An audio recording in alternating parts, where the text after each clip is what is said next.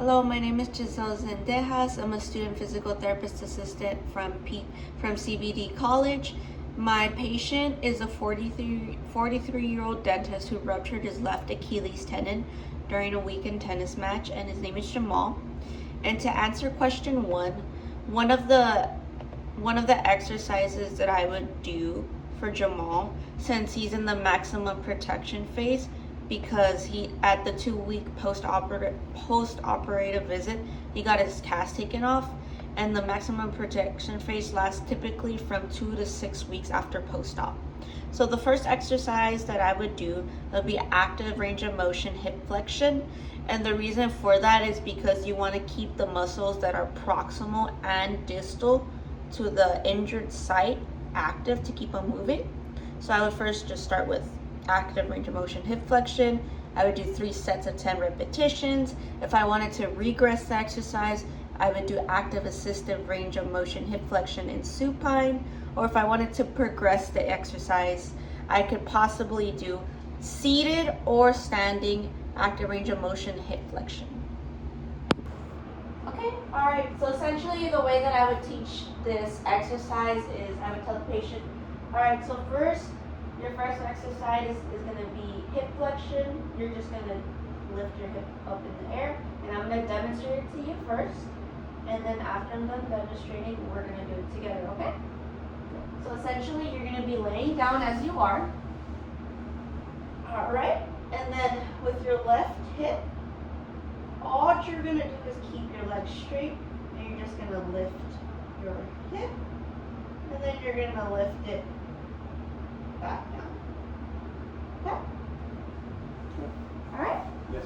So let's start. So how does that feel? And then back down. Remember, you want to keep our leg as straight as possible. One more time. Slow. You want to do it slow and then go back down slowly. We would do 3 sets of 10 repetitions.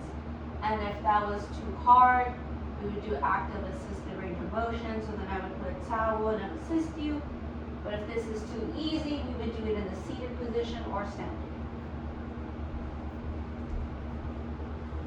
The next exercise that I would decide to do would be active range of motion supine knee flexion. This would be 3 sets of 10 repetitions. If I wanted to regress this exercise,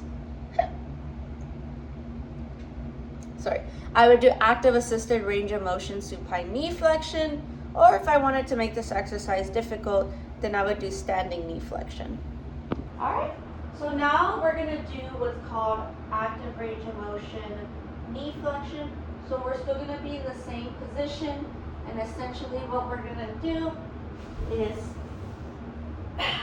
your left leg, all you're gonna do is you're just gonna bend the knee. That's it. So you're gonna bend it, and then you're gonna straighten it back out. Okay? Alright. So now your turn. You're just gonna bend that left knee, good. And then back out. Perfect. We would do 3 sets of 10 repetitions, and so on. So the third intervention that I would do would be active range of motion toe flexion. It would be 3 sets of 10 repetitions as well. If I wanted to regress the exercise, I would do active assisted range of motion toe flexion, or if I wanted to progress the exercise, I would do towel scrunches. Okay, so the next exercise that we're gonna do is called toe flexion. So it's super simple. I'll demonstrate. All you're gonna do, take out my sock for this.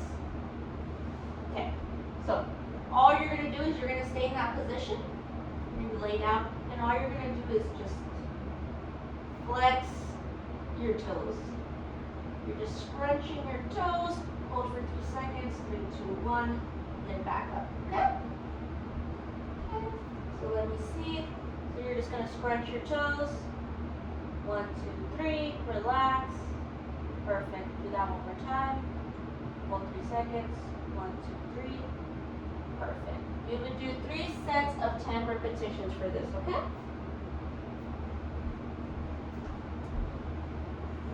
My fourth intervention would be passive range of motion plantar flexion, and it would be 3 sets of 10 repetitions.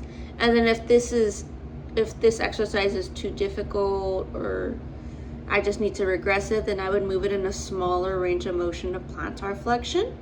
And if I needed to progress the exercise, then I would do isometric or active assisted range of motion plantar flexion. Okay, so the next exercise that we're gonna do is passive range of motion plantar flexion. So essentially you're just gonna be sitting there and I'm just gonna be moving your foot for you, okay? I'm gonna move it slowly through its available range of motion. But if at any point you feel any pain, let me know, that way I know when to stop, okay? Alright? So it's gonna be for your Achilles, we're doing plantar flexion. So let's slowly do it. Any pain? Feeling good?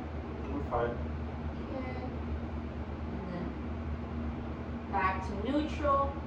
So when you're doing passive range of motion plantar flexion, when you move it back to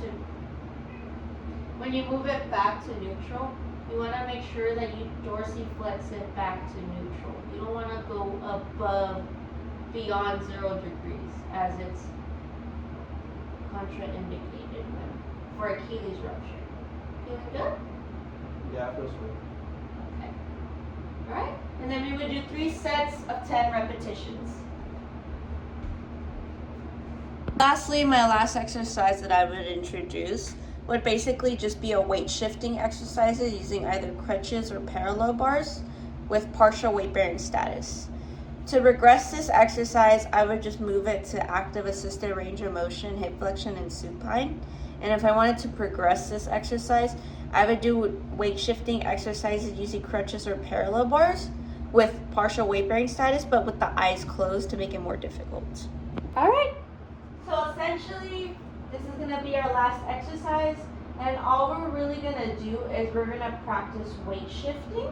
So your doctor told me that you have a weight bearing status, which is partial weight bearing status, so remember to keep that leg up. So essentially all that means is we're gonna try to get you used to bearing some weight on that left leg, but we only wanna do it partially. So I don't wanna see you load all your weight completely onto that left leg. It's more of like, think of like your toe touching. So see how my toes are just kind of touching? I'm applying a little bit of weight, but I'm not putting all my weight. We don't want to do that, okay? We just want to do some partial weight, some like light little toe touching. We just want to practice shifting some of our weight. That way we can get used to that. That way we can progress to walking, okay?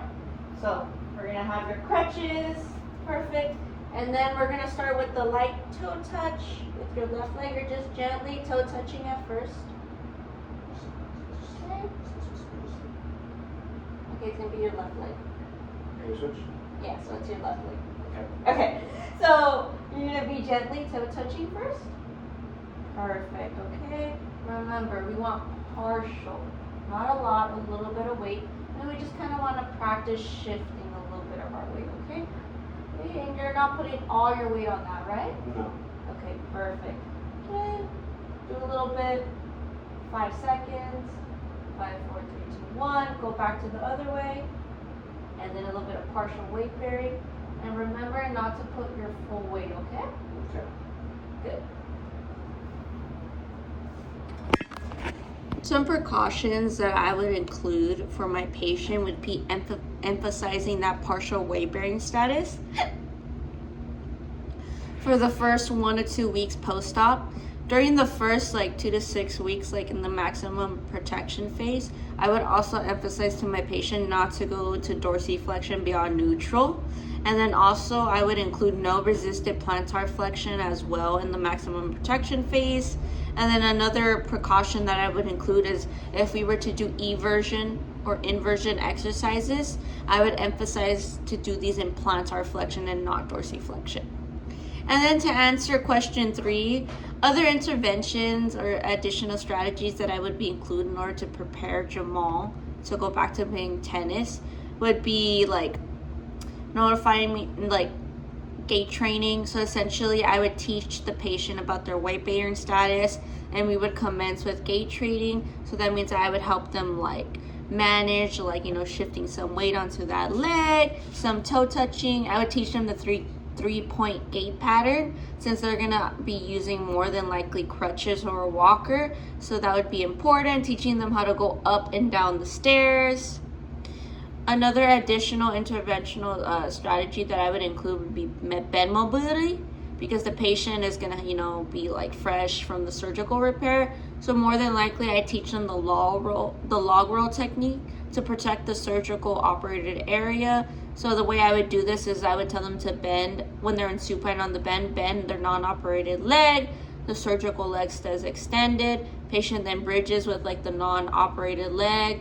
I would then help them by shifting their hips closer to the bed. Then I would like put my hands under their scapula and move them to the side of the bed. Then they would cross their arm over, and then we would just, you know, rotate them up using like gravity in their legs. Another like additional strategy that I would include would be assistive device fitting. So I would essentially make sure that the crutches fit by doing the whole arm thing, like making sure the crutches reach their elbow all the way to their fingers. And then lastly, I would teach them price. So since they're the maximum protection phase, I would tell them protect their injured area, rest, ice, compression, elevation around the area.